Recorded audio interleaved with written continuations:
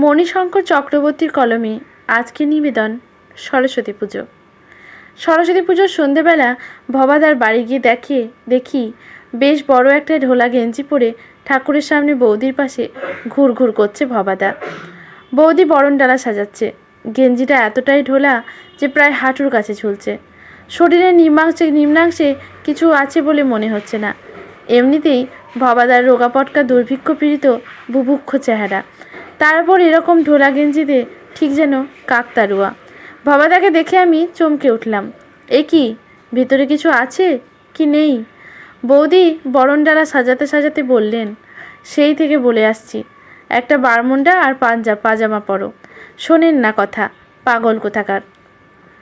ভবাদা কাচুমাচু মুখ করে আমার দিকে তাকিয়ে বলল, সব বাসি, ঠাকুরের ব্যাপার।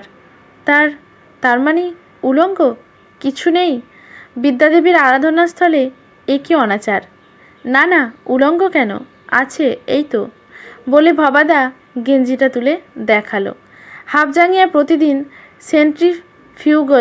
সেন্ট্রিপিটাল সহ সমস্ত রকমের চারিপার্শ্বস্থ বল তৎসহ বিপুল ভার সহ্য করতে করতে বুড়োটে চোয়ালের মতো ঝুলে যাওয়া, পুরনো শতছিন্ন।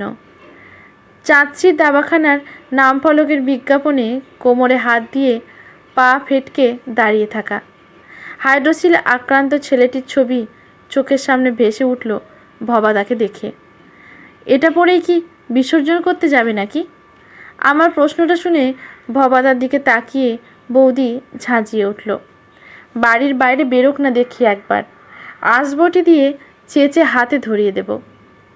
বৌদির চোখে মুখের ইঙ্গিত আর চেঁচে হাতে ধরিয়ে দেবার দুর্বার প্রত্যয় দেখে বুকটা ধরাস করে উঠল। ওই চামচিকে মার্কা চেহারায় একমাত্র সম্বলটুকু দু হাতে ধরে নির্বাক হতভম্বগ্রস্ত ভবাদার মুখ কল্পনা করে ভয়ে শিউরে উঠলাম। কোনো কমমের নয়, নিষ্কম্মার ঢেকি। বরণডালার কলা আনতে বললাম, নিয়ে এলো এক ছড়া সিঙ্গাপুরি। বৌদির আগে গজগজ করতে লাগলো। ভবাদা চুপচাপ ঘরের ভেতরে গিয়ে একটা প্যান্ট পরে এলো। বরণ টরণ হয়ে যাবার পর একটা ট্রলিতে ঠাকুর চাপিয়ে একটু দূরেই পদ্মপুকুরে বিসর্জন করতে গেলাম। ভবাদা ট্রলিতে উপুু হয়ে ঠাকুর ধরে বসে আছে। বৌদি শাঁখ বাজাচ্ছে, আর পাশাপাশি ফ্ল্যাটের কিছু কুচো কাচা সরস্বতী মাইকি জয় বলে পিছন পিছন যাচ্ছে। এবারের ঠান্ডাটা রাগ করে বউয়ের বাপের বাড়ি যাবার মতো যাব করেও ফিরে আসছে। তীব্র ঠান্ডা, জলে নামার সাহস হলো না। ভবাদা আর আমি পাড় থেকেই মা সরস্বতীকে পাজাকলা করে হেইও বলে জলে ছুড়ে দিলাম। পাশাপাশি বিসর্জন করতে আসা অনেকেই দেখছি ভয়ে জলে নামছে না। পাড় থেকেই সামনে বছর আবার এসো বলে মাকে বিদায় জানাচ্ছে। বৌদি পায়ের পাতা ডোবা জলে দাঁড়িয়ে আমরা পবলব ডুবিয়ে শান্তি জল ছিটিয়ে আমার দিকে তাকিয়ে মজা করে বললেন, পুকুরটা সাঁতরে এপার ওপার করতে পারলে 1 কিলো রসগোল্লা খাওয়াবো। বৌদির কথা শেষ হওয়া মাত্রই ঝপাং শব্দ। আমি ভাবছি কে ঝাঁপ দিল।